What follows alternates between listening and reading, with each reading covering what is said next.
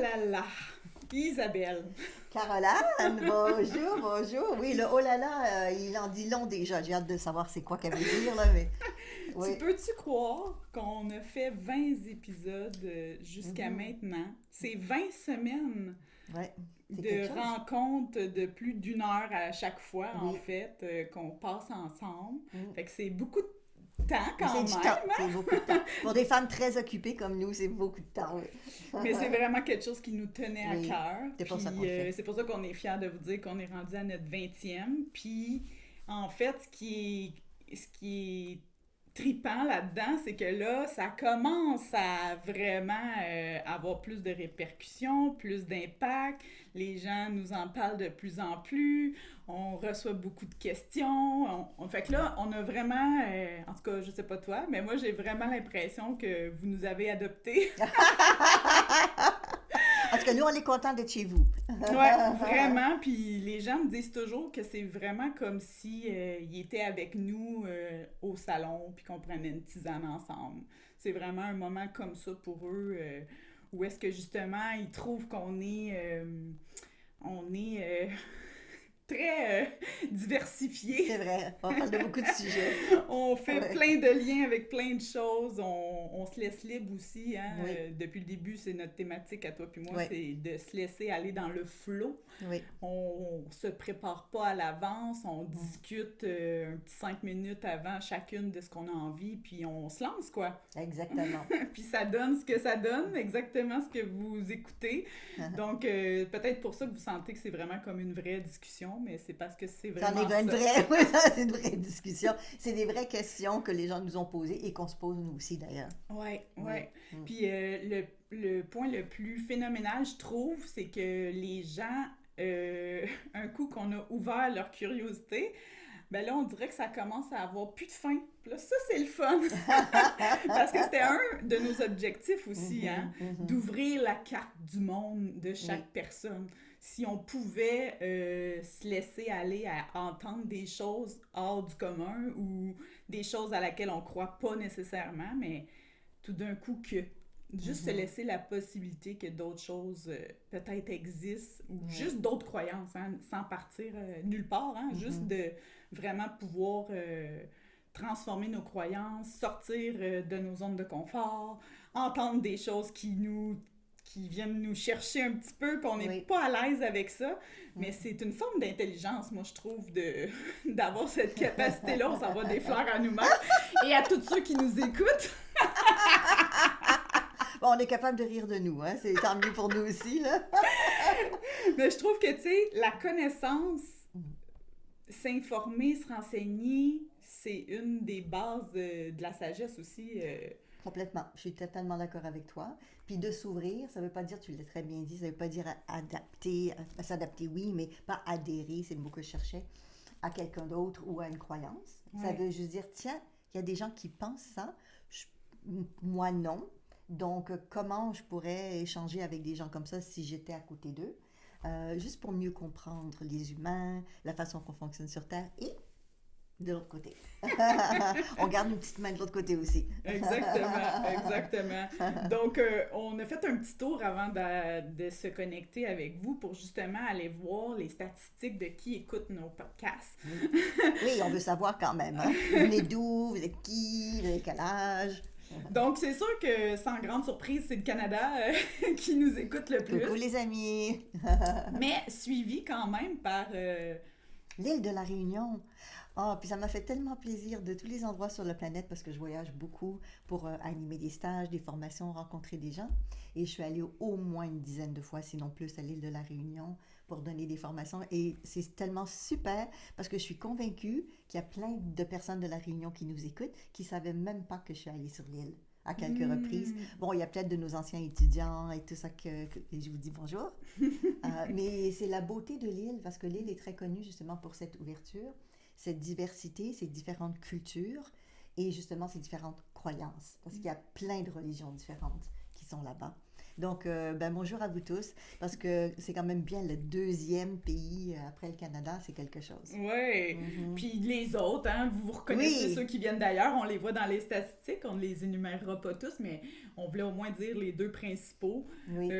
Puis aussi qu'Isabelle était touchée que la Réunion était en deuxième. Oui, je suis allée à la Réunion d'ailleurs il n'y a pas tellement longtemps. Je retourne à l'île Maurice donner des formations sous peu, dans quelques mois. Donc c'est une région du monde qui me touche beaucoup et qui me plaît énormément par l'âme de la terre, de la nature, puis des gens qui y vivent, bien évidemment. Ça, c'est le plus important. Puis tu m'as surprise aussi avec les statistiques des différents groupes d'âge. Oui, on s'était parlé avant, tu sais, qui on aimerait aller rejoindre, puis on avait envie de rejoindre les jeunes. Oui.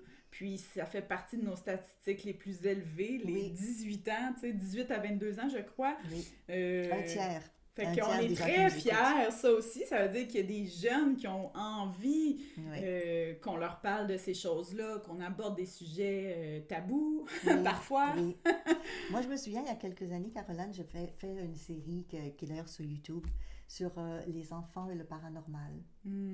Et puis, j'interviewais des jeunes dans différents pays qui avaient vécu des situations paranormales.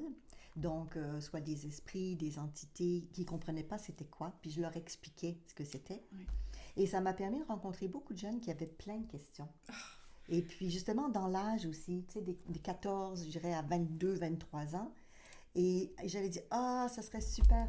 D'où l'idée on est tellement content que vous soyez là avec nous pour que vous ayez cette information-là pour le reste de votre vie. Oui, vraiment. Base. Puis on va et revenir aussi à ça, c'est un sujet qui nous tient à cœur. Oui. Les jeunes, ça nous stimule parce que c'est nos futurs adultes de demain. Oui. Donc, si on peut apporter de l'information, dédramatiser des situations, amener des trucs, un peu comme le voyage astral de la jeune fille qui nous avait approché, puis on a fait un épisode là-dessus pour aider, donner des outils pour que ça se passe mieux si ça a à se produire la prochaine fois. Écrivez-nous, les jeunes, pour nous expliquer. Moi, je me souviens, donc je parlais que j'ai eu beaucoup de jeunes qui m'ont contacté avec cette série que j'avais faite, qui avait plein de questions. Mais j'ai remarqué à l'époque, donc vous pouvez dire que c'est différent aujourd'hui, parce que ça fait déjà plusieurs années que j'avais fait ça, mais beaucoup de jeunes, quand je leur disais, viens avec moi en studio, et puis pose tes questions, et puis je vais répondre à tes questions, ils ne voulaient pas. Parce qu'ils ne voulaient pas être mis en visible. Qu'on les voit. Donc, je suis presque persuadée, puis je pense que toi aussi, que plusieurs d'entre vous nous écoutez, je dirais peut-être pas en secret, là, mais peut-être. Mais peut-être. Oui, mais peut-être. Ouais. Parce que les sujets qu'on parle, certains en tout cas, c'est des sujets pas tabous, c'est pas le mot que j'utiliserais aujourd'hui, en tout cas pour décrire ça, mais particuliers et différents. Ouais. Et qui peuvent être des sujets, des fois, de disputes par rapport aux croyances ou aux attitudes. Ce que tu parlais au début, de garder notre esprit ouvert. Donc, je connais très, très bien ça, les jeunes qui ont plein de questions. Ouais. Mais surtout, moi et toi, notre objectif, c'était justement de parler ensemble comme si ça venait des jeunes qu'on a eus comme clients pour justement offrir une voix à ces enfants-là, ces préadolescents-là, pour justement répondre à leurs questions, même s'ils ne sont pas présents avec nous, mais vu qu'on a des histoires et tout ça, on peut en partager. Mais surtout l'importance, je pense, aujourd'hui de donner de l'information qui est véridique. Parce que là, avec l'Internet, ils ont beaucoup accès à des réponses, mais est-ce que ce sont les bonnes réponses? C'est ça qui est inquiétant parfois. C'est sûr qu'il y a beaucoup de gens qui disent bien des choses, mais il n'y a pas trop de validation ou vérification scientifique ou autre en arrière, là. Exactement. Oui, donc il faut en prendre puis il faut en laisser. Exactement. Oui. Nous, on n'est pas en train de dire que ce qu'on dit est véridique à 100%. Là. Est-ce que ça vous parle? Est-ce que ça vous rejoint? Nous, on parle de nos expériences de vie. Oui. Donc, c'est véridique dans le sens que c'est mes clients, c'est tes clients, c'est les gens qu'on rencontre, qui nous racontent des choses, qui vivent des choses, et c'est de ça qu'on vous parle. Donc, il y a la vérité de l'expérimentation, donc de l'expérience vécue. Oui. Puis, c'est parce que, justement, on le voit à quel point c'est... Même chez les adultes, c'est encore des questions que tu le sais, c'est ça que t'enseignes. Que dans tes classes, ils font comme « Ah oui, c'était ça, ça fait tellement de sens qu'est-ce que tu dis, mais personne m'a dit ça comme ça. » C'est ce que je veux dire par vérité. C'est ta vérité, c'est la mienne aussi. mais de trouver une vérité qui résonne vraiment profondément, Oui. ça fait tellement du bien. Oui. Enfin, quelqu'un qui parle notre langage. Tu sais, moi, c'est comme ça que je le vois. Oui. Fait que tout ce qu'il y a d'accès, pas tous, mais beaucoup de choses sur Internet qui est accessible, il y a toujours une part qui résonne pas. Tu sais? Fait que je voulais juste dire aux jeunes Oui.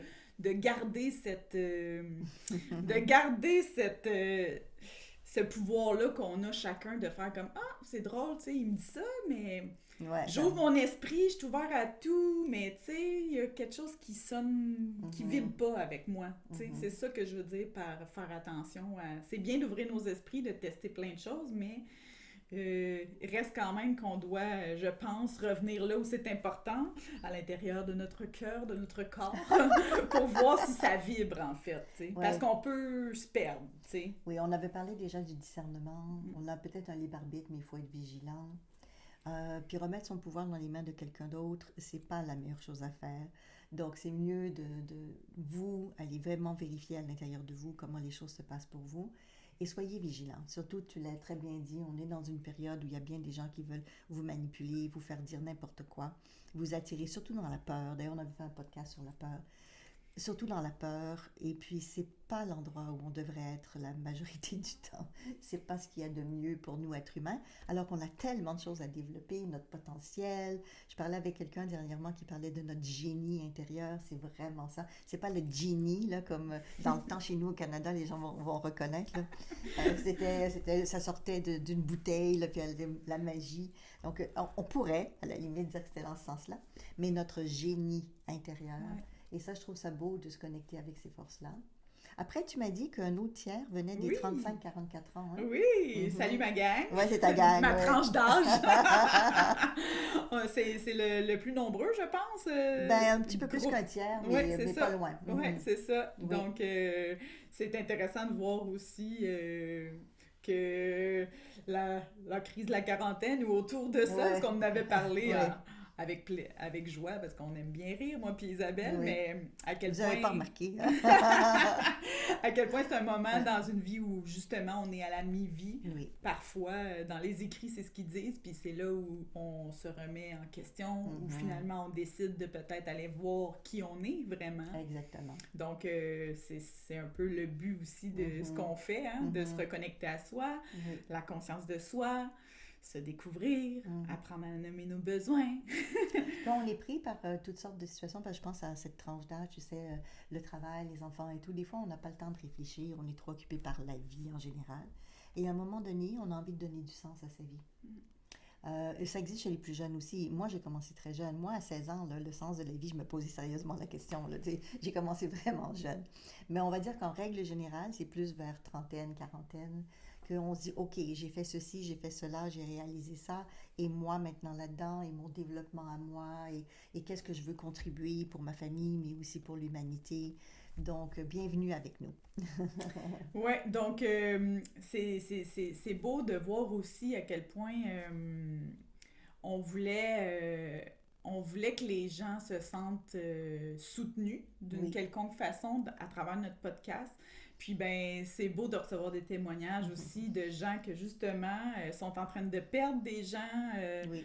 Les gens sont... Il y a une mort assistée qui a lieu aujourd'hui. On pense à cette personne, on envoie tout l'amour, mais...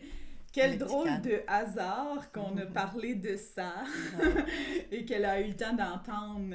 La podcast là-dessus, oui. Oui, donc tu sais, c'est des synchronicités qui arrivent puis qui sont le fun de se faire confirmer par vous. Il y en a plein qui m'ont dit « Oh mon Dieu, j'avais tellement oublié ça, le testament. » Le testament, oui. Ça s'appelle test. Il y a le mot test dedans. C'est pour nous tester si on l'a fait ou pas. Oui, puis ça a même ouvert des idées. Les gens m'ont partagé que là, ils s'étaient mis comme objectif au printemps d'aller faire leur testament, puis même plus, de laisser une lettre avec toute leur intention claire de ce qu'ils souhaitaient, une lettre à leur enfant. Fait que j'étais comme, wow, ok, tu sais. C'est super. Je sais que de plus en plus, les gens font des écrits. Ça peut être un livre sur l'histoire de notre vie qu'on laisse à notre famille. Ça peut être une vidéo qu'on fait, qu'ils l'écoutent après qu'on n'est pas là. C'est toujours très touchant pour les gens qui restent. Ouais, vraiment. D'avoir ça après, mais c'est un beau cadeau à leur faire. Vraiment. Fait que je trouvais que c'était... c'est des beaux retours Oui. que vous nous faites, puis on est tellement touchés, puis les gens, ils me disent tout le temps, on dirait que je suis tout le temps avec toi puis Isabelle. Fait que ça aussi, je trouve ça drôle que les gens, ils sentent qu'on est avec eux. Oui. Ça me fait Oui. tout le temps drôle quand les gens me disent ça. « Hey, j'étais avec toi hier! » « Ah ouais? Ben oui, j'ai écouté ton podcast. » Puis là, je te vois, puis on dirait que c'est comme je suis encore avec toi, tu sais. Ouais, Fait c'est que beau. j'avais pas... Et on est content d'être avec vous. On est content d'être ensemble déjà aussi. Vous le savez, vous vous en rendez compte. Là. Mais on est content d'être avec vous. Ouais, fait que je pensais pas que ça faisait cet effet-là, mais là, ça confirme Oui. que ce qu'on disait, qu'on voulait offrir du soutien, tu sais, que les gens se sentent moins seuls dans un moment difficile de leur vie, Oui. que c'est ça qui ça crée. Qu'on puisse en fin parler du des compte. vraies affaires aussi. Là. Ouais, Et pas uniquement dans un mode très terre-à-terre, ça aussi bien sûr, mais aussi dans un mode évolutif, ouais. de prise de conscience. Je reviens avec donner du sens à notre vie, et puis peut-être de connexion à d'autres réalités, ou on va dire le mot peut-être par rapport à votre spiritualité. Oui, exactement. Ben, ça me fait penser à... j'ai été voir les 5 piliers de la sagesse de Ah oui? Frédéric Lenoir, Mhm. sa conférence, en Oui. fait, à Montréal, il y a de ça quelques temps, puis il disait que, justement, le pilier numéro 1, c'est la connaissance. Oui. C'est de s'informer, hein? C'est pour ça qu'on l'a nommé tantôt. Oui. C'est pas moi qui l'ai inventé, c'est... il a écrit un livre là-dessus. Oui. Puis il disait que il avait réuni plein de religions ensemble. Ils les avaient assis ensemble pendant X nombre d'heures, puis ils parlaient chacun de leur religion, puis finalement, c'était que des débats, des mésententes. Personne s'entendait. Fait que là, Frédéric il a compris que ça marchait pas du tout ce qu'il voulait créer. Ou en tout cas, ça ressemblait à ça, qu'est-ce qu'il disait, en fait. Puis il est vraiment drôle, hein, Frédéric Lenoir. Fait que il a dit, comment je peux faire pour avoir ce que je veux, en fait, parce que lui, c'est un philosophe. Mhm. Et là, il a demandé à chacun, le moine, le chrétien, peu importe, de dire c'était quoi leur spiritualité, c'est quoi qui se passe à l'intérieur de eux, leur monde intérieur. Puis là, c'est drôle, il y avait que des accords. Ah. Tout le monde Tout le monde parlait était le même en accord. langage. Mhm. Dans l'expérience. Écoute, je suis contente que tu parles de ça parce que pour moi, c'est la différence entre, parce que tu l'as dit, la connaissance, l'expérience et le savoir. Parce qu'on peut avoir une compréhension analytique d'une situation, mais tant qu'on ne l'a pas vécu, expérimenté, il nous manque cette expérience qui nous emmène à la sagesse qu'on parlait tout à l'heure. Donc, c'est ça que tu dis. Une fois qu'il leur a demandé de parler de ce qu'ils vivent, là, on est dans l'expérimentation. On n'est pas juste dans quelque chose d'analytique ou de mental. Et c'est ça qu'on cherche, en fait. Ouais, puis c'est ça que j'ai trouvé vraiment beau. Oui. Ouais. Puis il disait qu'il avait rencontré le Dalai Lama, puis qu'il était rentré dans son bureau, puis le Dalai Lama, il savait pas qu'il était là, puis il l'a surpris en train de pitcher une roche sur des chats, parce que les chats miaulaient. Puis là, quand il s'est reviré de côté, puis il a vu que Frédéric Lenoir était là, les deux ont fait... ils se sont regardés comme ça, puis le Dalai Lama dit répondre, tu vois, moi aussi j'ai du travail encore. Fait que ça aussi, je trouvais ça... C'est bon. C'est très humain. Tu sais, beau que même le Dalai Lama aussi, là, Ouais. il peut avoir des gestes comme pitcher des roches. Oui. On a tous des choses à travailler encore sur Terre, à la preuve. Fait que je trouvais ça beau comme petite anecdote. Oui, ben c'est super. Je sais qu'on a eu beaucoup de questions suite à nos derniers podcasts parce qu'on a parlé de beaucoup de choses. Ben là, tu parlais de l'aide à mourir assistée. Ouais. On avait parlé du décès, d'avant le décès, de la préparation au décès. On a commencé à parler d'un petit peu des étapes suivantes. Et puis, je t'avais proposé, et puis je pense que tu as été OK d'aller dans ce sens-là parce qu'on a eu des demandes aussi, d'aller avec des sujets pas faciles pour beaucoup de gens. Mais avec toute l'expérience que toi, tu as eue dans les soins palliatifs en tant qu'infirmière, en tant que maman aussi, et moi, toute l'expérience que j'ai eue avec des clients qui m'ont contacté en médiumnité, en voyance et autres, de dire que si on allait dans les avortements, dans les pertes d'enfants, les fausses couches, un des jumeaux qui ne vient pas à terme, par exemple, ou la perte de son propre jumeau, parce que c'est des moments très difficiles pour les parents, mais pas que pour les parents, pour les familles, en général, les autres frères, les sœurs, toute la famille est impliquée quand il y a un enfant qui ne vient pas à terme ou qui meurt jeune. Vraiment. Oui. Vraiment. Oui, en salle d'accouchement, on a malheureusement perdu des mères, hein, c'est des choses qui peuvent Oui, c'est arriver. ça. On a perdu des enfants, on a perdu des tout petits, on Oui, a perdu à terme, on a perdu après la oui. naissance. On voit de tout, hein, c'est par chance, c'est pas la majorité. Non, non, non, non, non, c'est Dieu sûr. merci. Non, non, Dieu merci. Mais quand ça l'arrive, Donc, quand ça arrive. Donc, j'aimerais ça que tu me parles un petit peu de ça parce que c'est toujours des moments, bon, je vais dire épouvantables là, pour ouais, les gens qui vivent au travers. Là. ouais, Et puis, des fois, ça prend des années aux personnes avant de se remettre. Moi, je me souviens d'une de mes clientes, ça faisait 3 4 ans qu'elle avait fait une fausse couche. Elle voulait avoir un autre enfant, mais elle était restée traumatisée sur ce qu'elle a vécu ben à oui, l'hôpital et autres quand elle a ben fait sa oui. fausse couche.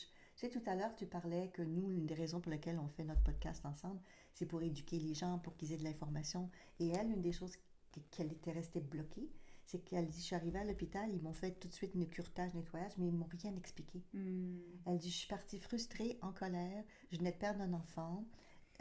Elle était complètement traumatisée. Donc, ouais, on a travaillé ensemble par rapport à ça. ouais. Donc, peux-tu me raconter? Oui, Oui, vas-y. ben, j'ai plein de choses, fait Oui, que tu me j'imagine. Oui, diras vas-y, où est-ce vas-y. qu'on va, mais Oui. moi, ça fait déjà plus de 10 ans que j'ai quitté ce milieu, Mhm. donc je suis sûre que les choses ont encore évolué, Oui. mais je vais vous dire, tu sais, c'est sûr qu'il y a des bases qui restent, mais que les choses, je le souhaite, s'améliorent Oui, toujours. oui, oui. Donc, on avait instauré des équipes de soutien psychologique Oui. dans ces situations-là qui pouvaient venir, Mhm. des équipes une personne, là. OK. Ah oui, d'accord. OK, parfait. Oui, j'adore quand ils font ça. On a plein de médecins sur place. Oui, il y en a un. Oui, oui, non, mais C'est parce oui. qu'on appelle ça une équipe, Oui, mais oui, souvent c'est ça va travailler en être équipe. une Une personne. personne. Mais c'est déjà bien d'en avoir une. Oui, c'est Oui. ça. Puis on avait mis en place, c'est nous, hein, les infirmières qui avaient inventé ça, Ah, c'est OK. des choses C'était pas là avant. qui existaient pas dans mon milieu à moi. C'est une équipe d'infirmières qui ont pris du temps de leur heure pour inventer des façons de faire, pour humaniser ce passage-là, Oui. ce rituel-là. Donc, Mhm. chaque hôpital peut-être a sa petite procédure, mais Mhm. en général, ce que je trouvais génial, c'est que on voulait vraiment faire en sorte que le deuil se passe le mieux possible. Donc, on gardait toutes les traces de ce qui se passait, photos, empreintes, petits bonnets qu'on avait mis quand même, Mhm. Mhm. petits bracelets. Oui. Fait que c'était toutes des choses qu'on gardait, qu'on mettait Oui. dans une enveloppe scellée. Comme ça, la personne n'était pas obligée de le voir tout de suite, mais on lui disait détruis-le pas, pars avec ça. Puis si Oui. un jour tu as besoin de l'ouvrir, ben tu l'auras parce qu'il y avait la photo du bébé Mhm. aussi. Mhm. Peu importe l'état dans lequel il était, on essayait de faire notre possible pour mettre ça cute avec une petite couverture, le petit bonnet, tu sais. Quelle était votre intention en faisant ça? Parce que je vais Oui, revenir là-dessus, oui, mais je trouve ça très important, oui. ce geste-là. Mais je pense que c'était... Ben, premièrement, moi, quand je le Oui. faisais, j'avais un très grand respect. Mhm. Que ce soit un petit corps long de même ou que ça soit... Ouais. J'avais un très grand respect pour cette petite être-là, donc... Pour l'être vivant, là, ouais, l'âme qui est là. ouais, l'âme qui était là.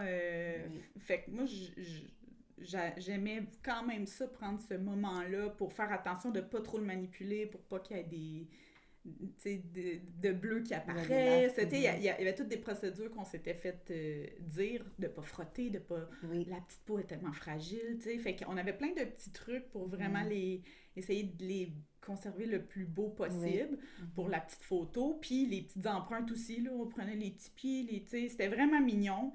Puis les petits trucs aussi, on essayait de mettre les petits trucs. Mais le plus important, c'était qu'on le donnait même si la personne, elle le voulait pas. Oui. Puis on lui disait vraiment, tu sais, tu le jetteras si t'es prête, mais on te conseille vraiment. C'est les statistiques qui disent qu'un jour, tu vas avoir besoin de l'ouvrir. Oui, pour faire son deuil. Donc, garde-le, tu sais. Puis c'était vraiment parfait. Mais l'autre chose qui était très important aussi par la suite, c'est qu'on gardait le nouveau-né à la morgue tant et aussi longtemps que les parents en avaient besoin, entre parenthèses, parce que je pense pas qu'ils peuvent passer un mois à l'hôpital, Non. mais en me l'en dire, ça pouvait quand même s'échelonner sur quelques jours. Puis à chaque fois que les parents avaient besoin, on allait chercher le bébé à la morgue et on l'emballait, et on l'amenait à la mère pour qu'elle puisse le bercer. Ça, c'est important ce que tu dis parce qu'on n'entend jamais ce genre Ouais, de choses-là. Je ne sais c'est- pas si puis- même si vous étiez au courant Exact. que ça existe. En tout cas, au Québec, ça existe, ce genre de Ouais. situation-là. Ouais. Et qu'est-ce qui fait que les parents ont ce besoin-là dans ton expérience? Qu'est-ce qui se passe dans ces moments-là? Ben, en fait, les réactions sont tellement diversifiées que nous, on essayait de faire en sorte qu'elle réussisse à le regarder. Oui. Parce que les psychologues disaient que c'était important. Oui. On On suit ce que les psychologues disent. On essayait quand même Ouais. de la respecter si elle voulait pas, mais Oui. c'était vraiment, tu sais, on a même dit des fois, veux-tu qu'on prenne une photo, t'es pas obligé de regarder, mais tu sais, on va juste vous prendre ensemble, là, tu sais, Oui. fait que c'est sûr que chaque personne réagit différemment, mais il y en a qui c'était vraiment non. C'était vraiment une coupure, puis... C'est leur façon à eux de gérer Oui, ça. mais le papa pouvait vivre son expérience, on l'amenait ailleurs, puis il pouvait vivre, tu sais, ou Oui. vice-versa, hein. Mais c'était quoi ta question par rapport à ça, excuse? Ben, écoute, c'est parce que c'est difficile à comprendre pour quelles raisons. Ça Ouais. pourrait être utile et aidant Ouais. pour les personnes de vivre Ouais. ça. Mais comme tu dis, il y a eu des études qui ont démontré l'importance de pouvoir faire ça pour mieux vivre son deuil, parce Ouais. qu'on est là-dedans. L'autre question que j'ai pour toi, parce que je suis très curieuse moi aussi, parce que j'apprends en même temps que vous, là. Je comprends bien qu'à l'hôpital, des enfants très jeunes, on n'irait pas leur montrer un bébé qui vient de décéder, là. Mais est-ce que ça arrivait des fois que des plus vieux... Oui, hein, c'est ça. Oui. Ouais, hein. Les enfants ont rarement hein. des problèmes avec Ouais, ça. ouais.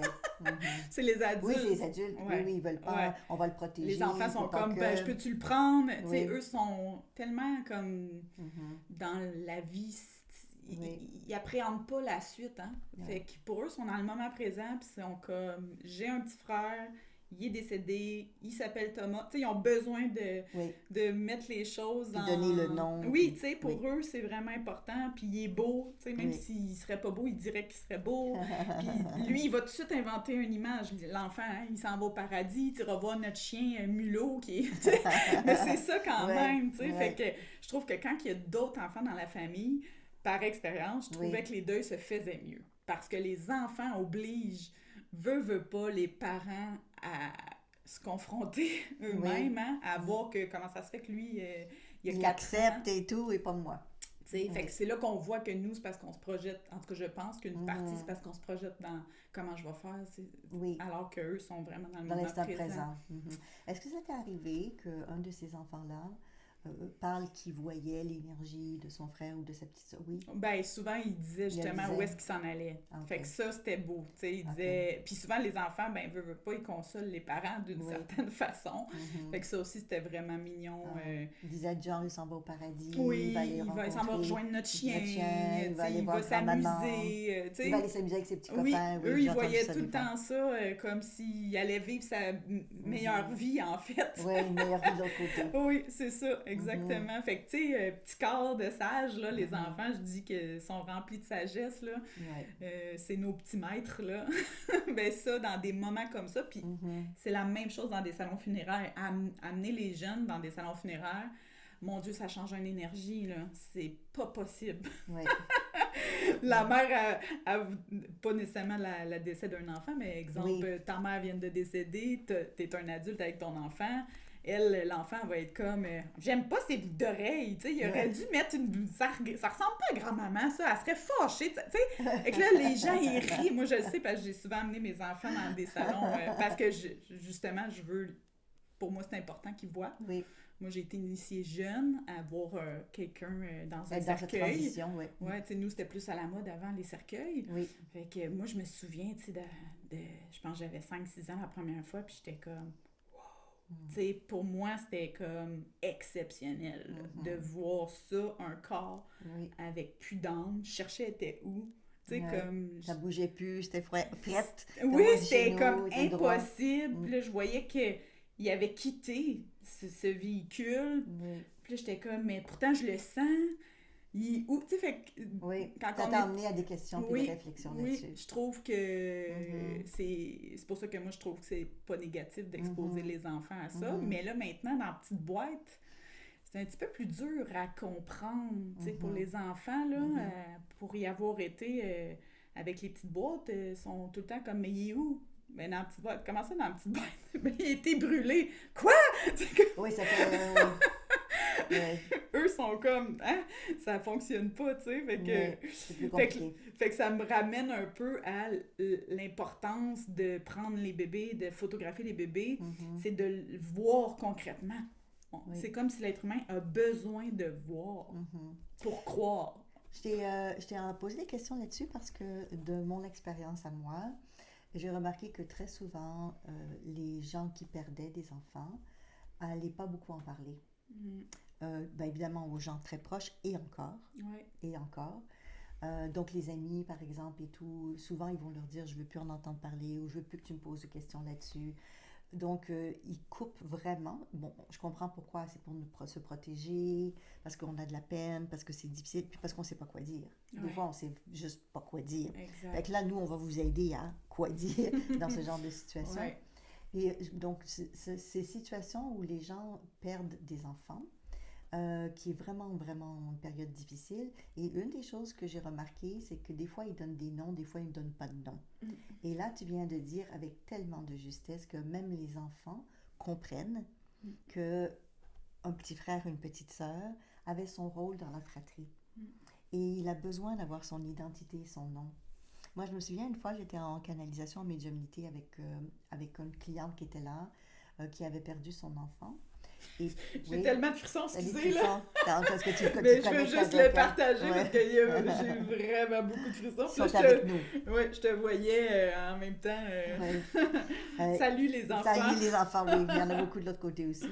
Et puis, donc, elle voulait comprendre les raisons. Peut-être certains d'entre vous, vous avez perdu des enfants.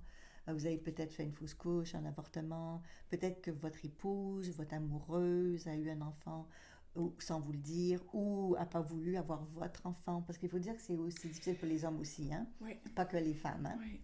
Donc, elle était là, elle voulait parler avec son enfant de l'autre côté. Puis, une des choses qu'il lui a dit, que j'ai trouvé tellement pertinent, il lui a dit, j'ai besoin que la famille me reconnaisse. Oui, exactement. Et c'est l'âme de l'enfant de l'autre côté qui a dit ça. Hein? Il a dit, je suis venu ici, j'avais une mission à accomplir, à réaliser, j'avais un rôle dans la famille, j'étais porteur d'un pilier dans la généalogie. Oui. J'ai besoin d'être dans l'arbre généalogique, qu'on sache quelle position j'avais et quel nom j'avais. Donc, il a demandé à sa maman, parce qu'on est toujours la maman, même si de l'autre côté, il n'est plus sur Terre, là. Lui a demandé de lui redonner sa place dans la lignée. Mm, mm. Mhm. Vraiment. Vraiment, ouais. Vraiment. De Ouais. savoir, en fait, que tu serais Isabelle la troisième au lieu d'être Oui, la première. exactement. Exemple. Oui, c'est ça. C'est exactement ça. Ça change le rôle, ça change notre compréhension de pourquoi nous, on est sur Terre, de la situation de chacun. Et dans son cas à lui, j'en reviens là-dessus parce que je sais que vous avez tellement de questions là-dessus. À chaque fois que je donne des formations en médiumnité, on parle de ces situations-là parce qu'on parle avec ces entités qui ont vécu ça. Ouais. Et lui, ce qu'il racontait, ce petit garçon donc qui était décédé, c'était un petit garçon, il voulait qu'on le reconnaisse. OK, jusque-là, la maman, elle a trouvé ça dur, mais elle dit oui, je vais demander aux membres de la famille ensuite de choisir la date. Vous savez, il y a des dates où c'est pas les anniversaires, mais nos fêtes. Donc, c'est les saints. Donc, Ouais. la Sainte-Caroline, Sainte-Isabelle. Et elle a dit, OK, donc elle parlait avec lui à travers moi. Elle lui a dit, OK, on va choisir avec ton nom, on va choisir une date et tous les ans, on va faire un rituel pour t'inclure dans la famille. Donc ça, c'était merveilleux parce qu'il fait partie de la famille. Oui. Et il lui a dit aussi ceci, que je trouve vraiment intéressant de partager avec vous. Lui, en fait, il devait être le deuxième. Donc, il y a eu un troisième, il y a eu un premier, mais lui n'est pas resté. Bon, au-delà des questions de pourquoi il n'est pas resté, ça, on va y revenir.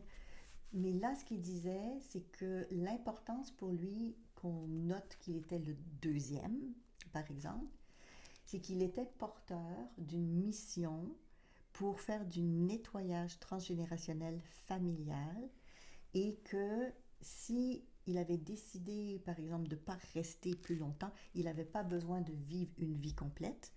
C'est juste parce que, à travers le fait de ne pas être resté vivant, d'avoir vécu ce choix-là, mais d'être quand même incorporé dans la matière physique, il a pu nettoyer, purifier, libérer, si vous préférez, des mémoires pour que les autres enfants après lui, donc ses petits frères et petites sœurs à venir, ne soient pas pris avec ça.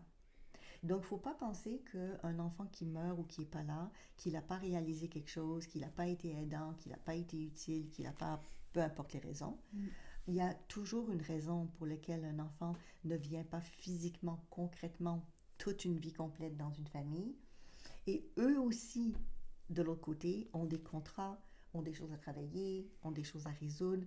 Et dans son cas, il voulait que la famille sache, et avec raison, qu'il avait réglé, il l'a expliqué, je n'irai pas dans le détail parce que c'est personnel, mais il a expliqué pour quelles raisons spécifiquement, quelle lignée de la famille, quel type de problématique ils avaient, et que c'est pour cette raison qu'il a voulu libérer ça, pour que les autres n'aient plus pas ça à régler. Oui. Puis un autre cas aussi que j'ai entendu, je ne sais pas pourquoi je le partage, mais ça vient que je vais le partager, c'était pour préparer le nid. Oui. Pour l'autre bébé. Oui, c'est joli, hein? Ça, je trouve ça vraiment mignon. Oui, c'est joli, hein? Imaginez, là. Parce que cet enfant-là ne viendra pas au monde. Il va aller du côté des guides, par contre, du prochain enfant à naître. Exemple. Moi, c'est un cas qui est arrivé, puis qu'on a expérimenté avec une cliente, c'est ça.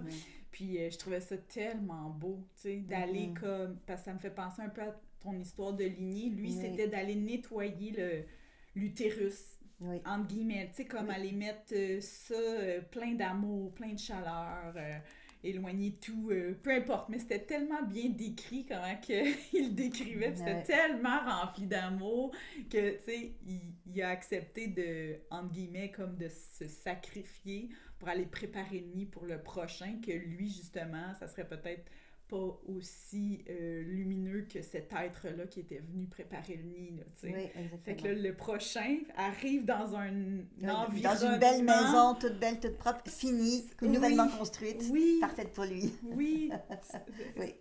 Fait que ça aussi, tu sais, ça se peut-tu qu'un enfant décide de... Il a choisi ça, oui. Tu sais, que wow! Alors, c'est beau, moi aussi, j'ai entendu ça plusieurs fois, qu'ils sont venus pour préparer la venue de l'autre. Alors, il y a toutes sortes de raisons. Là, tu parles de « il est venu préparer l'utérus ». Ça, j'ai entendu ça souvent. Soit parce que les femmes avaient fait des avortements ou des fausses couches avant, et il y avait une énergie qui était restée, soit de mort, par exemple, ou c'est des femmes qui ont été abusées sexuellement avant, il était resté des énergies de peur, de colère, par exemple, avant. Ou peut-être transgénérationnel. Oui, ou transgénérationnel. Cet enfant-là, hein, surtout qu'on sait qu'on porte nos ovules dans le ventre de notre mère qui nous porte. Cette histoire-là me fascine, hein, que ma fille... j'y vais comme ça. Moi, quand je portais ma fille, je portais aussi ses futurs bébés, entre guillemets. Oui. C'est quelque chose qu'on y pense, hein? C'est vrai, hein, parce qu'il y a tout ce lien transgénérationnel. Donc, si cette moitié de bébé-là, on va dire, parce qu'il manque le spermatozoïde, est quand même à l'intérieur de mon corps, j'imagine, qui peut être imprégné cet utérus-là de choses qui m'appartiennent, moi, la mère. Exactement. Et vice-versa. Et là, on recule, hein, parce que moi, là, j'avais ma grand-mère, ma mère, et... Tous les liens transgénérationnels qui sont aussi physiques, parce que là, tu parles aussi dans le corps physique, qui sont transmis physiquement.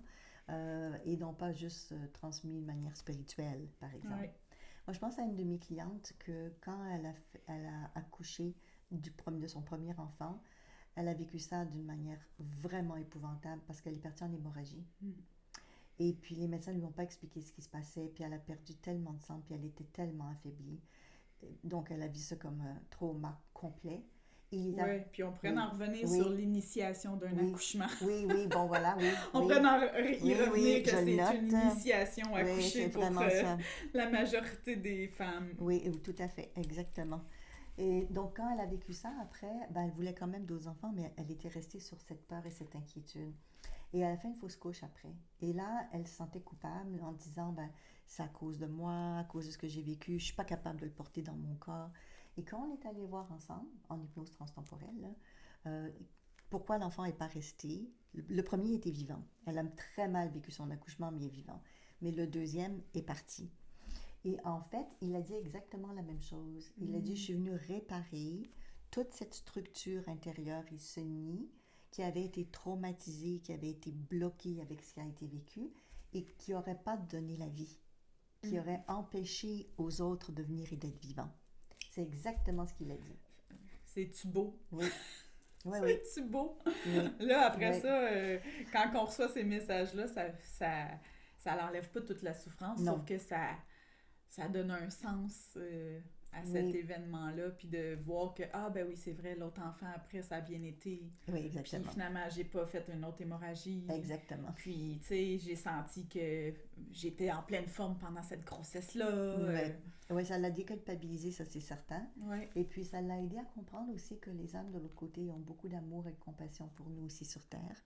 Ouais. Donc dans son cas, c'était quand même son enfant qu'elle n'aura pas eu comme maman dans celui-ci, mais qui est son enfant aussi, qui avait cette compassion pour elle, pour qu'elle ait la possibilité de pouvoir enfanter une autre fois. C'est comme s'il lui disait, ta mission d'enfanter, ta mission d'avoir un enfant est tellement important que je vais te guider pour que cette autre âme puisse venir, pour que tu puisses l'aider et bien l'accompagner. Exactement. Mais c'est pour ça que moi, c'était le guide de l'enfant. Oui. Parce que le guide a décidé de s'incarner un court laps de temps pour pouvoir guider cet enfant-là à venir au monde. Que je trouve ça magnifique. Puis ça donne beaucoup d'émotions quand on reçoit ces messages-là. Tu sais, on vous le partage comme ça, mais quand les gens reçoivent ces messages-là par eux-mêmes ou, comme tu dis, à travers toi, ben, c'est toujours tellement rempli d'amour et c'est ça, c'est plus grand que tout. Hein? Exactement. Quand tu dis les âmes sont tellement remplies de...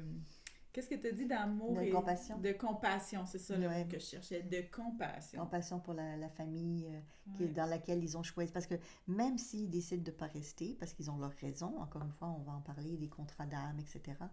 Mais s'ils décident de ne pas rester, c'est pas parce qu'ils n'aiment pas la plupart du temps. Bon, ça arrive occasionnellement qu'ils ont changé d'avis en cours de route. Oui. Ça peut arriver. Les situations sont pas la même. Oui, des barbites, la situation a changé, ils ont peur, ils sont inquiets, donc ils vont avoir de l'aide de l'autre côté pour travailler là-dessus. Ça peut aussi arriver, vraiment. Oui, parce qu'on a exploré des situations, puis des fois, il y en a justement qui sentent que quand ils sont arrivés au monde, il y avait besoin d'une bonne poussée. Oui, sinon ils seraient... Moi, c'est pas mon cas, c'est pas ce que j'ai senti, mais chaque personne a sa propre vérité, donc... Oui, il y en a plusieurs que quand c'est le temps, ils disent « Oh mon Dieu, dans quoi je me suis embarquée là? J'ai peut-être plus envie vraiment d'y aller. » Donc, ça peut être une possibilité aussi. Oui, ça peut être une possibilité. Oui, donc écoute, je pense que tu me permets à ce moment-là d'expliquer un petit truc qui va avec ça. On avait déjà commencé à parler que dans l'entre-deux-vies, donc entre la vie passée et la vie actuelle, on rencontre à un moment donné en cours de route, donc pas tout de suite après notre décès, mais à un moment donné, ce qu'on appelle un genre de conseil des sages, si vous préférez, c'est des conseillers, ce sont des experts, qui, eux, ont tous nos dossiers, on va dire comme ça. Ils savent ce qu'on a fait, ce qu'on a vécu, ce qu'on a besoin de vivre. Tout notre chemin. Plus, parce que de nous c'est déjà bien, mais plus de tous les candidats potentiels de nos parents à venir. Donc, c'est comme une embauche de personnel, où on dit est-ce qu'il y aurait un fit, est-ce qu'il y aurait un match, est-ce que ça fonctionnerait, Donc, eux, ils ont plusieurs options et ils regardent avec nous, selon nos forces, nos faiblesses qu'on a à travailler, quels seraient les parents qui seraient peut-être les meilleures options pour nous. Mais ce que beaucoup de personnes ne savent pas, et peut-être que c'est votre cas, c'est que ce n'est pas uniquement de choisir nos parents, mais c'est aussi de choisir nos grands-parents. En fait, ça remonte jusqu'à 4 générations en arrière. Donc, dans le transgénérationnel, plusieurs d'entre vous, vous avez fait des études là-dedans. Vous savez qu'on parle habituellement d'un impact sur 7 ou 8 générations, ce qui est vrai. En fait, Isabelle, ce que tu fais en ce moment, c'est pour les 7 générations futures. La psychogénéalogie, oui, c'est ça. Et moi aussi, c'est pour les 7 futures. C'est exactement ça. L'impact du changement, et pour ça qu'on vous parle, pour que vous compreniez tout ça, c'est exactement pour ça. C'est pour cet impact sur toutes les générations à venir, exactement. Ça aussi, c'est, je trouve, quand on s'ouvre à ça, puis qu'on fait des recherches, parce qu'il y a quand même des recherches là-dessus, ça nous permet de faire une petite ouverture de conscience et de faire « Oui. Ah, tiens, c'est me changer moi ». Mm. On le dit tout le temps, là, c'est la phrase classique. Commence par Oui. te changer toi et tu verras le monde changer. On la connaît, celle-là, mais c'est vrai, que voulez-vous, c'est la Oui. vérité. Oui. Mais là, si en plus, c'est pas juste c'est le monde va changer, mais les Non. 7 générations après, on dirait que notre responsabilité de notre propre vie commence à être pas mal plus importante. C'est quelque chose. Donc, avant de s'incarner, on a ce plan de, par exemple, dans cette vie-ci, il faut qu'on apprenne à mieux aimer. Ou dans cette vie-ci, il faut qu'on apprenne à mieux communiquer. Ou dans cette vie-ci, il faut qu'on répare une dette vis-à-vis d'une personne. Ou comme cette semaine, j'avais une cliente, dans sa vie actuelle, elle m'a dit, les 3 dernières années de ma vie, je n'ai plus de vie. Ma vie, c'est m'occuper de mon père. Parce que il vient d'être placé, il a eu des grosses opérations, il a 89 ans. Et on est allé voir, parce que j'ai posé la question, je dis, est-ce que tu sais pourquoi tu as ce contrat-là? Parce qu'elle avait une autre sœur, mais sa sœur s'en occupait pas. Puis ça générait de la frustration, évidemment, de la colère. Donc je lui ai demandé, est-ce que tu as été voir, est-ce que tu sais le contrat avec ton père? Pour quelle raison est-ce que c'est comme ça? Ou pour quelle raison ta sœur ne s'en occupe pas? Et je l'ai fait une hypnose transtemporelle avec elle. Donc ce que ça veut dire, c'est que c'est pas moi comme médium qui lui dit ce qui se passe, c'est elle qui a vécu l'expérience. Et elle a fait une régression dans une vie passée où elle était avec celui qui est son père aujourd'hui. Et ils étaient 2 soldats. Hmm. Et elle a été blessée sur le champ de bataille, mais c'était 2 hommes. Ils étaient 2 hommes à l'époque. Et l'autre soldat, qui est un tout petit peu plus âgé, s'est occupé de lui pendant une partie de sa vie parce que pour sa blessure. Et il en est mort, le jeune homme, en est mort de cette blessure-là, qui était elle aujourd'hui. Et vers la fin de sa vie, en faisant la transition, donc avant de quitter la terre et de l'autre côté, tout de suite, il a eu une bouffée d'amour et de reconnaissance pour l'homme qui s'était occupé de lui pendant des années parce qu'il était malade, enfin, il était blessé.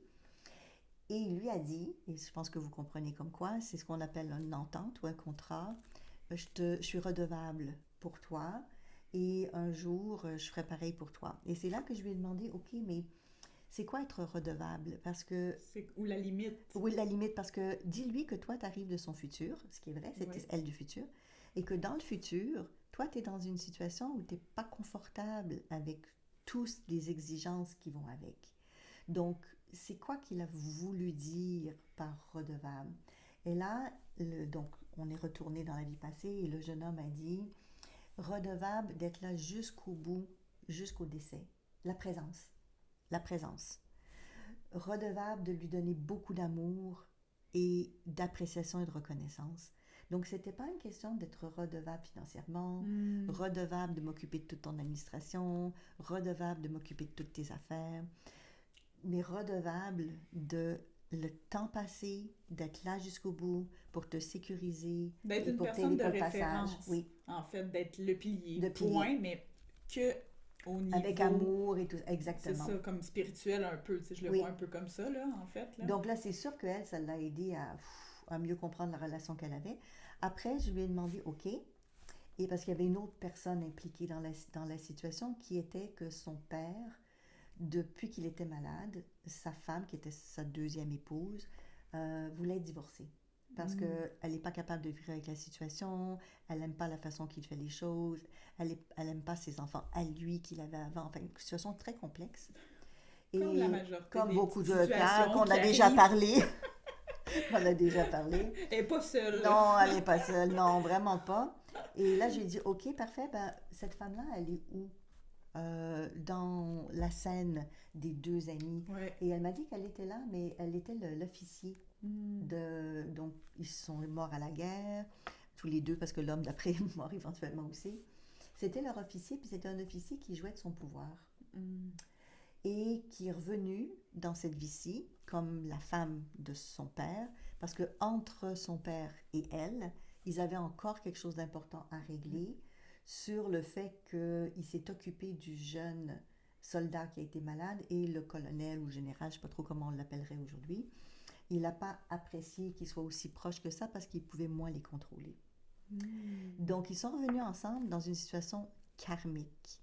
Et ce que je voulais dire, c'est que les âmes, et là parce qu'on parle aussi des enfants, c'est qu'ils choisissent jusqu'à plusieurs générations en avant en regardant les failles, les forces, les faiblesses des différents membres de la famille. C'est un portrait global, oui. échelonné sur plusieurs Génération, générations. même plusieurs vies.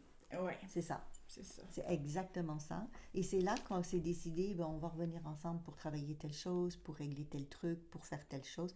Et dans son cas, à cette femme-là, elle a bien compris que c'était OK pour elle de s'occuper de son père jusqu'à son décès. Et elle a compris que ce n'était pas le rôle de sa sœur parce que sa sœur n'avait pas pris d'engagement vis-à-vis de lui. Elle n'avait pas de mission vis-à-vis de lui du tout. L'injustice que les gens croient parfois Oui, vivant. oui. Vivre, je veux dire. C'est ça, c'est ce qu'elle a dit d'ailleurs, elle l'a nommé comme ça. Oui, Elle c'est dit ça. c'est terrible l'injustice et tout. Je dis ben finalement elle a compris que Et c'était pas ça. Ouais. et s'il y avait une raison à tout? Oui, puisqu'elle a compris aussi parce que comme c'est elle qui s'occupait légalement de toutes les choses pour son père, quand il y a eu son ex-femme qui a voulu divorcer, Oui. ben c'est elle qui doit s'en occuper Mm. parce que son papa il est plus capable. Il a Oui. des problèmes un petit peu partout et puis il a de la démence en plus. Et elle me dit qu'elle a compris, à travers l'expérience aussi qu'on a vécue ensemble dans le transgénérationnel, dans son cas, vie passée, qu'elle a fait, parce qu'elle a compris beaucoup de choses sur les liens de famille. Elle a compris une chose, c'est qu'elle voulait que l'autre, donc la femme méchante, je vais l'appeler comme ça finalement, là, qui a volé son père ou qui veut divorcer parce que là, son père est malade, elle n'est plus capable de s'en occuper. Elle part au bon moment. Oui, oui, c'est ça. Oui, il y en a plus qui diraient ça comme ça. Elle a compris en fait que c'était une chose non résolue entre son père et son épouse qui n'avait rien à voir là-dedans. Donc ça lui a permis de dire, OK, oui, je vais aller chercher les avocats, oui, je vais mettre les choses en marche, mais je ne suis pas porteuse du résultat et je ne veux pas à tout prix tout faire. Par contre, ce qu'elle a dit, et je trouvais ça tellement juste, je veux pas que mon père soit lésé là-dedans par rapport au pourcentage ou à l'argent ou à la séparation. Et ça, j'ai trouvé ça très, très bien parce que c'est normal qu'il y ait une justice. En plus, l'injustice, c'était quelque chose qu'elle vivait. Oui. Donc, il fallait qu'il y ait quelque chose de juste aussi Oui. là-dedans. Donc, elle, ça l'a aidé à comprendre bien des choses. Et quand on perd un enfant, mais qu'on va vérifier pour quelle raison il vient pas sur Terre ou pour quelle raison il est sur Terre puis il part jeune, 2 ans, 3 ans, 4 ans, 5 ans, ça nous donne beaucoup, beaucoup d'informations qui nous permettent de, je dirais, mieux vivre notre vie terrestre après. Oui. Ouais, puis juste si on avait la chance d'aller voir les jeunes enfants malades Oui, aussi, oui, je pense que on serait toutes motivées, enjouées à prendre notre vie en main. oui, exactement. Parce Exactement. que c'est les Toi, t'en as enfants vu plein. malades, là, Seigneur. Ouais, t'en as vu plein, toi, quand Il y tu a travailles à tellement, l'hôpital. ouais, ils ont tellement cette. Mhm. J'ai moins travaillé avec cette clientèle-là, Oui, mais je m'en ai fait souvent parler parce que j'avais beaucoup d'amis oui, infirmières avec les jeunes, puis de toute façon, on dirait que je sais déjà oui. comment qu'ils peuvent être forts, résilients. Souvent, ils n'ont pas peur de la mort, c'est les enfants. C'est eux qui vont consoler Les leurs parents, ah ouais, j'ai parents. vu ça On souvent. revient encore à ce qu'on a dit, à quel Oui, point que les oui, petits sont des petits sages, là. oui, Parce que justement, ils appréhendent pas. Ils, ils peuvent pas adhérer que leur vie est finie. Ils peuvent pas adhérer que la chimiothérapie fonctionnera pas. Ils peuvent pas adhérer à un diagnostic. Tu sais, pour eux, ils ont la pensée Walt Disney. Tu sais, ça fait partie de l'être humain, de l'enfant. Il va faire face quand il va arriver là, mais avant ça, il va y croire jusqu'au bout, tu sais. Fait que c'est vraiment beau de voir que on aurait plein d'apprentissages à aller faire oui, dans les oui, centres oui, hospitaliers comme Sainte-Justine. oui, C'est pour ça que ça me fait penser que parfois les familles qui vivent ces moments qui ont l'air si affreux, ben en fait, c'est peut-être une chance incroyable aussi, à quelque part, d'un autre point de vue, on s'entend, là, parce qu'on pense tout à première vue que c'est vraiment la pire des choses, mais souvent, ces parents-là, avec la distance, ils vont être capables de dire à quel point cet enfant-là leur a appris oui. l'essentiel, en fait, sur la vie, tu sais. Ouais, souvent, ils vont les appeler mes petits anges, ou ils sont rendus avec les anges de l'autre côté. Je me fais penser à une histoire que j'ai eue avec une de mes clientes. Elle était adolescente et ses parents étaient très inquiets parce que elle venait d'avoir une transplantation, donc d'organes, et elle faisait un rejet. Donc, évidemment, elle est entre la vie et la mort. Puis en plus, je ne sais pas si vous savez, mais déjà, avoir une transplantation, c'est un événement. C'est rare parce qu'il faut que ça fitte, qu'on soit prêt, que ça corresponde à notre sang, à plein de choses. Euh, donc, elle a eu la transplantation et c'était à Sainte-Justine à Montréal, donc c'est un hôpital pour les enfants. Et là, les parents, je leur ai demandé de parler avec le médecin spécialiste qui était ouvert à l'hypnose. Donc, j'ai utilisé l'hypnose parce que l'objectif était d'éviter le rejet. C'était ça le but. Donc, je reçois la jeune fille pour faire en sorte d'éviter qu'elle ait un rejet. C'était un des reins. Et pendant que je le faisais, elle a fait spontanément. Donc, j'ai pas invité la jeune fille à faire une régression, mais elle l'a fait. Et à un moment donné, elle me dit, je suis en train de m'amuser avec une petite copine. Et là, je dis, oups. Donc là, moi, j'ai bien compris qu'elle était déjà rendue ailleurs. Là. Et je lui dis, elle est comment ta petite copine? Et il se passe quoi? Elle dit, on est là toutes les deux, puis on regarde en bas, et puis on voit un papa puis une maman qui nous attendent. Donc là, j'ai compris qu'elle avait une jumelle. Donc, mais ses parents m'en avaient pas parlé. J'ai dit, bon, je vérifierai avec eux après, s'ils étaient au courant ou pas. Je sais pas. Mais ils m'avaient pas dit qu'elle avait eu de jumelles avant. Et après, je lui demande, qu'est-ce qui fait que tu choisis ces parents-là? Qu'est-ce qui va se passer? Parce que je lui dis, tu sais que plus tard, quand tu seras plus grande dans cette vie-là, tu auras un problème de rein. Et un jour, tu viendras me rencontrer. Donc, j'ai fait une projection pour éviter ça, parce qu'on veut que tu restes en vie, que c'est important. Et là, elle me dit, je les regarde tous les deux, et j'ai pris la décision que je serais malade ou j'aurais un problème de santé pour qu'ils restent le plus longtemps possible ensemble. Ouais. Donc souvent, les enfants vont prendre la responsabilité du couple ou de la famille. Donc là, je trouvais que c'était un peu beaucoup. Et je lui ai demandé, et je lui ai dit, tu sais, c'est des responsabilités que les adultes peuvent prendre aussi. Donc là, c'est l'intervenante, moi, qui a dit ça. C'est pas elle qui m'a raconté ça. Elle, ce qu'elle m'a dit, c'est, je veux qu'ils restent le plus longtemps possible ensemble. Donc, faire une histoire courte, on finit la session, ça va super bien. Je parle avec ses parents, puis je leur demande. Puis là, la maman commence à avoir des larmes, parce qu'elle avait effectivement perdu sa jumelle. Et la petite ne le savait même pas, en plus, qu'elle avait une jumelle. Mais là, elle a bien vu sa copine jouer de l'autre côté. Là. Et puis, 2 jours après, on a les nouveaux résultats. Et puis, elle n'a pas de rejet. Donc ça, c'était fantastique. Elle n'en a plus jamais eu. 15 ans plus tard, je marche sur les rues de Montréal, puis j'entends « Madame David !» Puis là, je me retourne, puis elle était rendue très grande. Je ne l'aurais pas reconnue, bien franchement. Elle m'a dit « Oui, c'est moi qui étais... » J'ai dit « Ah, waouh, c'est toi. » J'ai dit « Mon Dieu, raconte-moi comment ça s'est passé. » Et ton rein, évidemment. Elle dit « J'ai jamais eu de rejet, j'ai bien accepté. » La seule chose, elle me dit, c'est que 2 ans après qu'on a eu notre session ensemble, son père est décédé. Et là, ça a donné du sens à ce qu'elle avait dit de l'autre côté. Je vais être malade pour que mes parents restent ensemble le plus longtemps possible. Ça veut dire qu'elle savait de l'autre côté qu'ils ne vivraient pas longtemps et que leur vie de couple serait courte. Et ils avaient quelque chose de karmique à régler, son père et sa mère ensemble. Et elle s'était donné la mission de leur donner tous les moyens possibles dans peu de temps qu'ils avaient ensemble pour le résoudre. Donc moi, j'avais compris autre chose. Je m'étais dit, bon, elle prend trop de responsabilités, c'est une enfant, il faut qu'elle laisse ça aux adultes. Mais non, c'était pas ça, là. Son âme avait une autre mission importante qui m'a été révélée 15 ans plus tard, finalement. C'est magnifique. C'est beau comme histoire, ouais, hein? C'est beau, hein?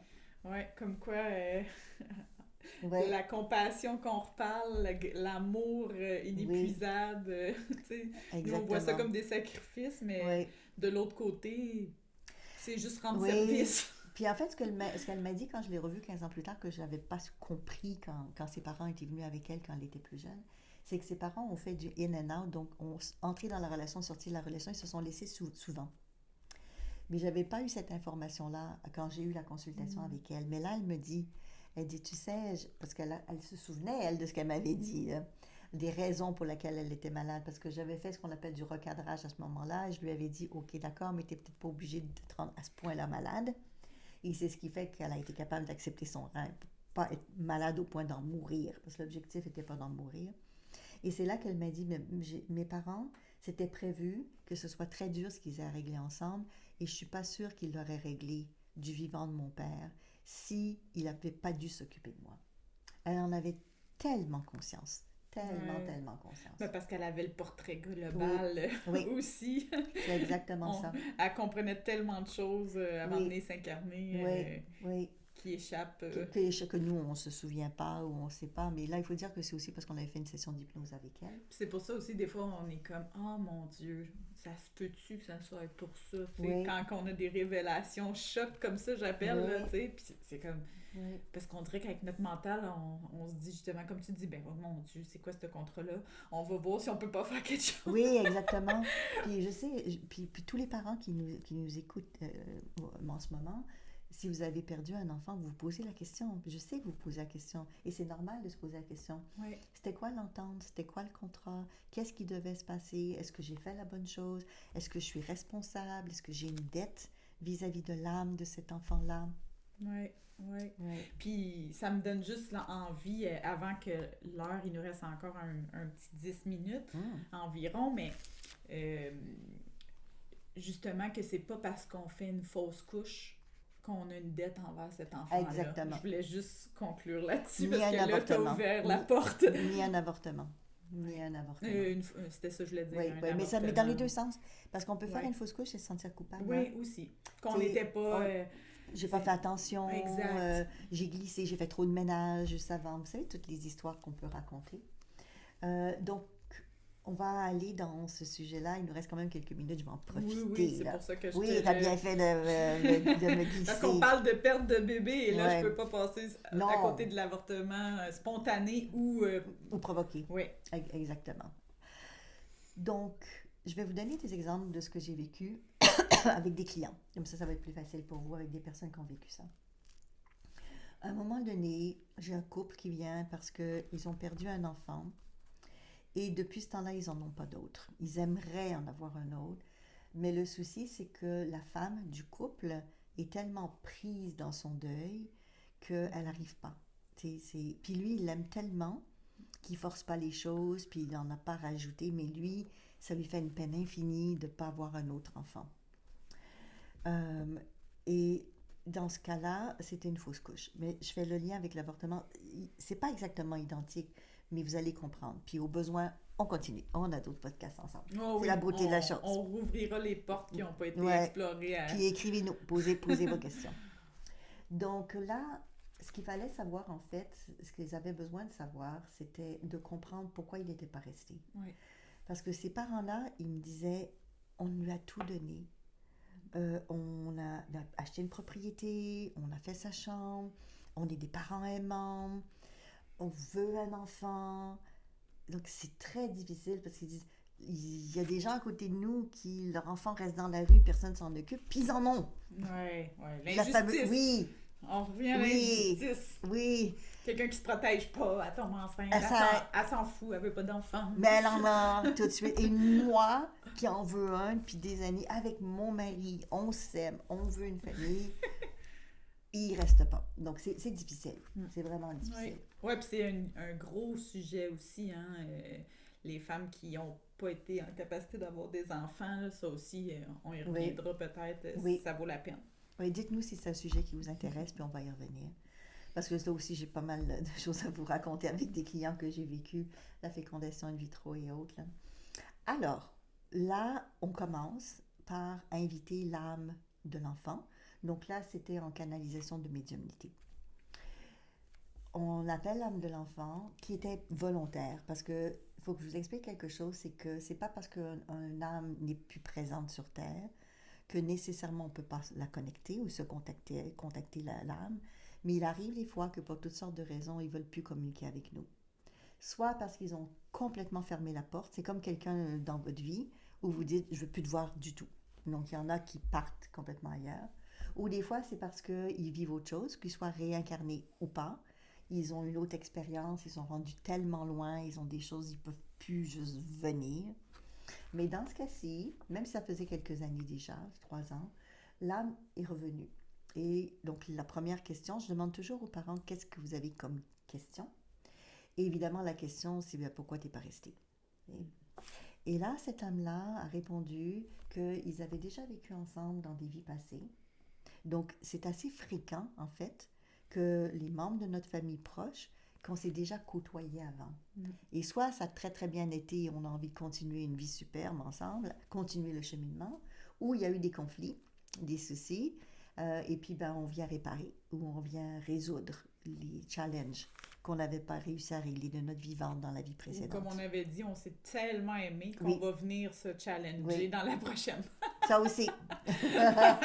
Ça aussi, par Que amour pour c'est la toi, personne que tu détestes le plus sur Terre en ce moment, c'est peut-être l'amour de ta vie dans dans une une autre autre vie. vie.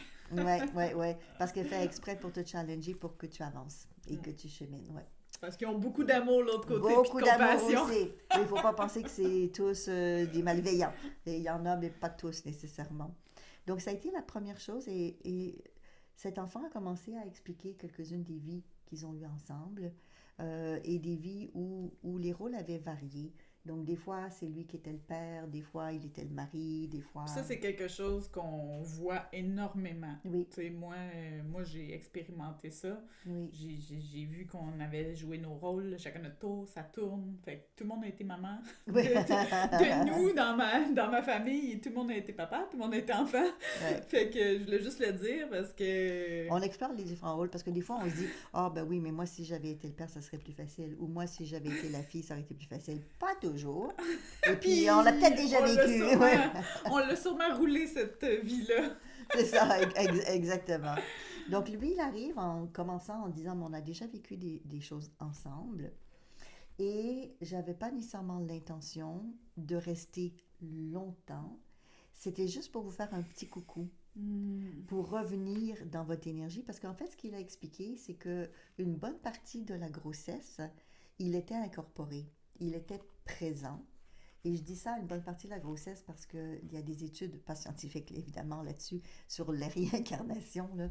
Mais à travers des médiums, à quel moment donné est-ce que l'enfant s'incarne physiquement dans un corps, ce qui va aider beaucoup de femmes qui se sont fait avorter, parce que vous savez qu'aujourd'hui on dit c'est au moment de la conception, qui est le moment important, mais en fait les âmes de l'autre côté vont s'incorporer à différents moments, pas nécessairement à la conception, et certains même juste au moment de l'accouchement, et quelques-uns même quelques jours après. Ouais, en fait, tout est Oui, possible. tout est possible, oui. Les statistiques démontrent que c'est plus vers le 6e mois que la majorité des âmes vont s'incarner, mais il faut vraiment prendre ça à la légère, ça dépend de chaque âme. Ouais. Et puis la raison est très simple, c'est que de l'autre côté, ils continuent à apprendre et à évoluer. Donc c'est comme la préparation d'un voyage. Ils ne sont pas encore à destination, mais ils se préparent. Ils viennent, ils partent, ils Ils visitent, regardent leur ils apprennent. itinéraire, C'est ça. le vol, c'est la bonne porte d'embarquement. C'est ça. Est-ce que j'ai fait le bon choix? Puis c'est là des fois qu'ils se désistent. On dit, oups, c'est pas le bon pays. Ou peut-être qu'il peut y avoir quelque chose qui se passe, Oui, puis que ça l'empêche le plan d'avoir oui, lieu. ça arrive. Tu sais, ça peut être ça aussi. Oui. Tout est possible, Oui, hein? oui, oui, je pense à une fois, parce que tu m'emmènes là-dessus, une fois où ma cliente avait décidé de quitter son conjoint et ils devaient avoir un enfant ensemble. Et l'âme était en attente. Mm. Donc, c'est sûr que ben, l'âme n'est pas restée, a décidé qu'il ne voulait pas nécessairement avoir un autre papa. C'était avec celui-là qu'il voulait être. Mm. Donc, elle était enceinte, puis elle ne le savait pas. Vous savez, ça existe, hein? Il y a des gens qui ne savent pas qu'ils sont enceintes. Et elle l'a perdu quelques mois après. Donc, elle a fait une fausse couche et c'est là qu'elle s'est rendue compte qu'elle était enceinte. Bon, après, dans son coin à elle, elle a accepté en disant, ben, c'est mieux comme ça, étant donné que je ne suis plus avec cet homme. Elle aurait eu une période plus difficile, c'était sa perception. Il y a des femmes qui peuvent très bien... Oui, chacun notre vision des choses. Oui, exactement. Elle a vu ça comme ça. Oui, elle a vu ça comme ça. Puis Quelqu'un d'autre aurait vu ça comme une grande joie. J'emmène l'enfant avec moi, la vie est belle. Exact, exact. Mais c'est une belle façon de se rassurer en disant c'est mieux comme ça aussi. Là. Oui, Veux pas. oui, Quand ça arrive. oui. Mais de toute façon, c'est lui, c'est l'âme de l'enfant qui l'a bien dit. Il n'avait juste pas envie de revenir. Parce qu'elle avait changé le cours des événements. C'est ça que c'est de ça l'idée. Donc, c'était pas l'entente qu'ils avaient. L'entente C'était qu'ils avaient, prévu qu'ils c'était étaient ensemble, puis finalement ils se sont séparés, donc... il n'avait ça. pas envie de vivre ça. Exact. Il n'avait pas envie de vivre cette expérience-là, donc il a fait le choix de quitter. Donc, je reviens à l'autre couple, qu'elle n'arrivait plus à avoir un autre enfant. Ben, elle pouvait physiquement, mais psychologiquement, émotionnellement, c'était trop affecté. Et cet enfant lui a dit qu'il avait fait le choix, donc de ne pas rester, parce qu'il avait juste besoin de lui parler pendant qu'il était dans son ventre. Et c'était trop beau. Il dit, tu te souviens pas tous les rêves que tu as faits? Où j'étais là, je te parlais, je te berçais. C'est même moi qui te berçais. Il lui a donné plein de choses qui sont remontées à sa mémoire. Bon, ça l'a fait beaucoup pleurer, évidemment, là, parce qu'elle était encore dans son deuil. C'est ça. Elle s'est souvenue. de tout ce qu'elle a vécu de beau pendant ce petit moment. Exactement. Court, mais peut-être tellement plus riche Important. qu'une vie entière. Qui sait? Qui sait? Qui sait? Mais c'est lui qui disait que c'est ce qu'il avait voulu pour elle et qu'ils n'avaient pas besoin d'être plus que ça. Et qu'en fait, il préparait le terrain pour son petit frère qui allait venir. Il lui a dit qu'ils auraient un petit garçon. Ouais. Et il lui a dit à elle, et j'espère que tu vas accepter la venue de mon petit frère. Donc c'est dur à entendre. C'est quand elle est encore dans son deuil de son fils, et que lui, de l'autre côté, lui dit, ben écoute, moi j'ai vécu avec toi ce que j'avais à vivre, mais il y en a un autre qui vient. Ça me fait penser à une de mes clientes qui me disait, elle a 2 enfants, un garçon de 27 ans, puis une fille de 29. Et elle me disait, ma fille, à chaque fois qu'elle vient chez nous, elle a toujours besoin de moi tout le temps partout. Mon fils, il faut que je fasse un effort incommensurable pour qu'il vienne chez nous. Il m'appelle pas, il vient pas. Il est bien. Il est bien. Il a juste pas besoin de moi. Donc, cette femme-là a réalisé que l'âme de son enfant a eu ce qu'il avait besoin en partageant avec elle juste quelques mois, finalement. Mais c'était dur parce qu'elle avait un besoin. Et elle s'est dit, comme mon autre cliente, ben, mon fils, j'aimerais ça qu'on parte en vacances ensemble. Puis lui, non, j'ai du boulot, Lui, j'ai pas ceci, du j'ai tout. ça. Mais non, c'est pas son besoin. Exactement. Donc, il y a, c'est sûr, le besoin de la mère ou du père, mais il y a le besoin de l'âme de l'enfant. Et dans ce cas-ci, cet enfant-là n'avait pas le besoin de revenir. Ouais. Puis on parlait de ça justement pour éviter que les femmes qui ont des avortements, que ça soit spontané ou pas, qu'elles se sentent pas coupables ou qu'elles pensent pas qu'automatiquement il y a une dette envers parce qu'elle a mis fin à la grossesse. La grossesse. Oui, ce qu'on appelle un IVG. Parce que ça aussi, ça peut faire partie d'une expérience de devoir se rendre à se mettre. Peut-être que c'était d'apprendre ses limites, à mettre sa limite, puis cette limite-là, c'était de faire ce choix difficile de dire non à cet enfant qui n'était pas prévu. Puis cet enfant-là, il est venu pour ça, pour lui permettre de vivre cette expérience-là. Et peut-être aussi, parce que j'en ai vu des situations, puis souvent, c'était comme un coup de pied pour revoir toute sa vie. Tu sais, c'est comme un wake-up call de « Ah, mon Dieu, qu'est-ce que tu fais ça m'arrivera plus jamais, là, ce genre de situation-là. » Puis finalement, la femme prend une nouvelle trajectoire, décide de plus prendre... se respecter, elle... tu sais, fait que dans... Avez-vous vécu des épreuves comme ça, puis vous êtes-vous posé la question si ça l'a transformé quelque chose en positif, ces expériences-là dans votre vie? Parce que dans chaque épreuve, on en sort grandi avec des ressources, puis des qualités, des aptitudes qu'on n'aurait peut-être pas développées autrement. Non. Moi, c'est sûr que en tant que médium, je trouve ça tellement aidant. Quand l'âme du défunt, là on parle des enfants, puisse communiquer avec les parents, au moins un des 2 parents, pour dénouer la situation, comprendre la situation. Bien sincèrement, ça fait tellement d'apaisement. Les parents ont une meilleure compréhension, ça aide tellement à passer le deuil. Je ne peux que encourager les personnes qui croient à ça ou qui ont le désir de ça, de vivre l'expérience soit en hypnose transtemporelle, le vivre eux-mêmes en étant accompagnés, par exemple, ou à travers un médium pour vivre l'expérience. Puis en attendant, ben parlez-leur. Oui, parlez-leur.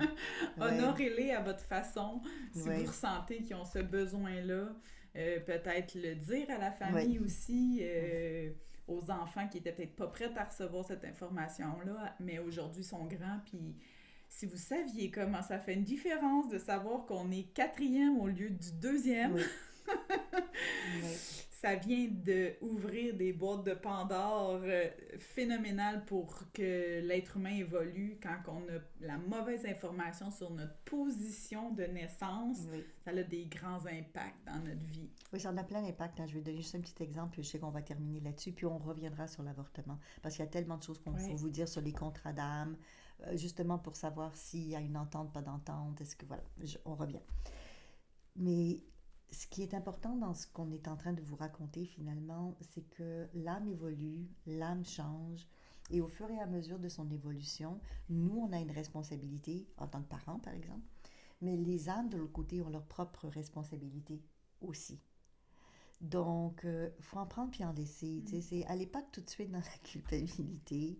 Bon, ça, si vous voulez être coupable, ça vous plaît, allez-y, là. Mais je Mais n'insisterai pas là-dessus. il y a souvent un sens Oui, 50-50% chaque de responsabilité dans les choses qui arrivent ou peu importe, mais oui. je trouve que c'est une belle façon de voir la vie aussi, de savoir Ouais. que cet âme-là aussi a sa part de responsabilité, même si ça Oui. semble illogique qu'elle peut avoir un quelconque influence, mais Surtout ils sont tout petits, hein, mais... oui, c'est ça. Ouais. Mais leur âme est très grande, hein? On parle du petit corps physique, mais une grande âme Oui, de l'autre côté. exactement. Mm. Ah, merci Isabelle. Merci N'hésitez pas à Caroline. nous écrire si vous avez des questions et on reviendra sur ce sujet. Ouais, on va y revenir. Bonne journée! Ciao, ciao.